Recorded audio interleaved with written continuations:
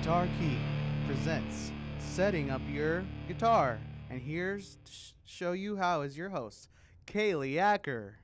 Good afternoon, my name is Kaleigh and I'm going to be showing you how to set up the neck of your guitar. If you've been playing guitar like I have, I've been playing bass guitar for about 8 years now. And if you play guitar, you know that your guitar endures a lot of different circumstances that make it change. And it can affect the tone, it can affect the tuning, it can affect pretty much any fundamental of the guitar, it can affect it. There's weather, there's temperature, there's humidity. All these things can really wear and tear on the guitar and cause the neck to change. And it'll end up being something that you don't like. And so we're going to be talking about how the different types of neck bows that you have and all that. So let's get started. In the center of the guitar neck is what is called the truss rod, and it's just a metal bar that goes all the way down the neck of the guitar, and it allows it to give the adjustment of the angle of the neck. And you can adjust this rod and make the bow be whatever you want it to be. And there is a bow that is a tighter bow, and it goes up like this. It causes the neck to arch up this way and be closer to the strings. This can be bad or it can be good. It depends on your preference. If it's arching up towards the strings, it's obviously going to be almost touching the strings or even touching the strings, and it'll cause it to rattle, and it'll be really, really annoying whenever you're playing. And the arching up is going to be it can be really bad for you. But there's another one that is called the relief bow. The relief bow is going to go sag down beneath the strings. This is what I like. My preference is for it to be a little bit sagging below, because it depends on how hard you play with your right hand. If you play really, really hard with your right hand and you're bending the strings pretty badly, then you're going to want it to be down, so that the string has enough room to vibrate and move around. It has more freedom. And so those are the two bows that we have, and you can determine which bow you have by looking down the neck of your guitar and seeing, is it sagging or is it going up. Whenever it's a front bow like this and it's going up, then the strings are going to rattle, and whenever the strings are rattling against the frets, it's hindering it from giving a full sustain. Even if you have pickups on your guitar, it's going to hinder the sustain because it's hitting against the frets. It's going to make a really clanky sound, and it just doesn't sound very good. Some people prefer this, but I definitely don't. If it's sagging behind, you can play as hard as you want with your right hand, and it gives it more freedom to vibrate. The truss rod is, like I said, down the middle of the neck of the guitar, and you can adjust it from this end or this end, and it'll adjust the bow of the guitar, right, making it tighter to go up or making it looser to go back. And you can also have it pretty dead straight. And dead straight is going to be, it's good for it. That's how the manufacturers usually do it, but it's not a preference to everyone. And the dead straight can also affect your sustain. It can affect the tone. It can affect the tuning of the guitar. And just your preference is going to definitely change if you have a dead straight versus the back bow. I'm going to demonstrate both bows for you and show you guys how each one affects the tone, how each one affects the tuning of it, and just show you how it irritates the strings.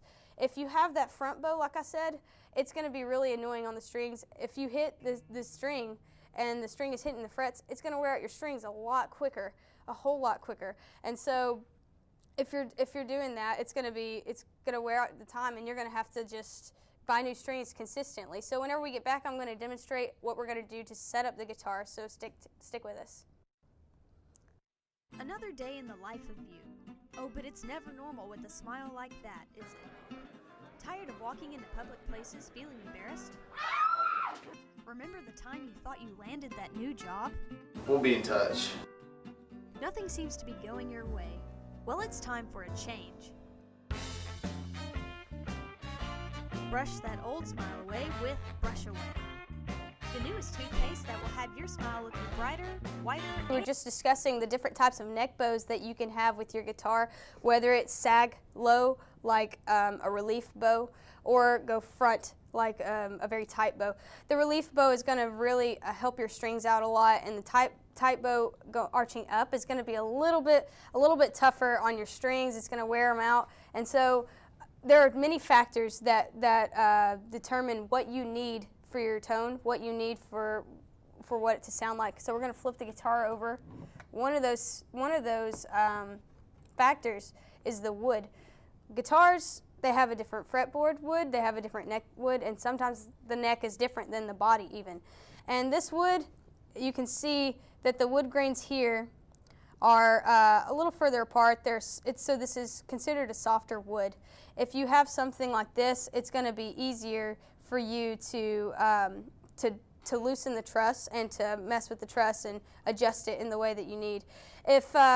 If you have something similar to like an ash or something similar to mahogany, then it's going to be tighter, the wood's going to be stronger, and it's going to be a heck of a lot harder for you to adjust this neck.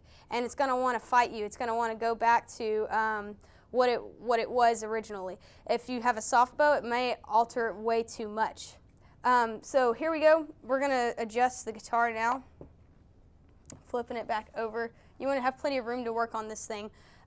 What you're going to need is a set of Allen wrenches. If you don't have a set of Allen wrenches, you can go out and buy this awesome tool that came with my guitar. It's pretty much an Allen wrench, but it's a longer one, and so you don't have to worry about your hand getting down in there and cramped, and then you're not messing with the strings. Your hand's not hitting them. So this is an awesome tool. The two locations that your truss rod is going to be is either down here or up here. This is more common, but mine happens to be different, so it's down here. It doesn't change anything that you have to do specifically. So the first thing that you're going to do is find the nut and put it in there, and it should lock in place. You should be able to feel how secure this is right here with the neck.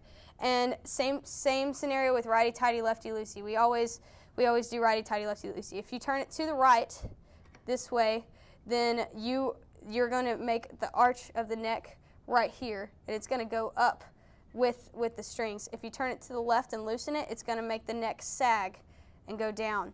And when we do this, it's going to you will see the different changes of this neck, how it's going to either arch up or go backwards. The first thing that you want to do before you even start down here is to examine your guitar. You're going to want to start from either the headstock here, or you're going to want to go from this angle. I'm going to go down here because it's a little bit easier. But you want to look along this string, the string and the neck, and see which way is it curving. Is it straight? Is it going to be arched up, or is it a little sagging? And then that'll give you an idea of where you want to go with making this adjustment. And so when you do that, let's say this one's pretty dead straight. This one's pretty close to straight. And so I want it to be sagging a little bit because I like a lot of room for my strings to vibrate because I play pretty hard with my right hand. And so the first thing you do is you get your little tool, your awesome little tool that we have here, and you're going to put it in here. And once again, if you're a beginner to this, please don't do it. Don't mess up your guitar. Don't go into this unless you really know what you're doing and you're comfortable with it. If you're the slightest bit uncomfortable with it, don't do it because you could really fracture the neck of the guitar. You could end up hurting it and permanently damaging it.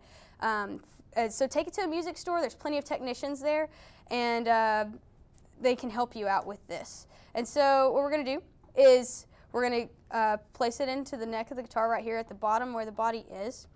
And you don't want to loosen your strings. Some people say that you got to loosen your strings to do it, but we're not going to do that because it helps the tone. So if you turn it right, you'll hear it crack. Don't panic. It's all okay. And that's going to arch your up. And it's going to sound a little bit more crackly. So we don't want that. So we're going to go back. And here we go. Down a little bit. And that will give a heck of a lot more room for you to play. And this is the way that I like it. So join me tomorrow and we're going to help the action of this guitar.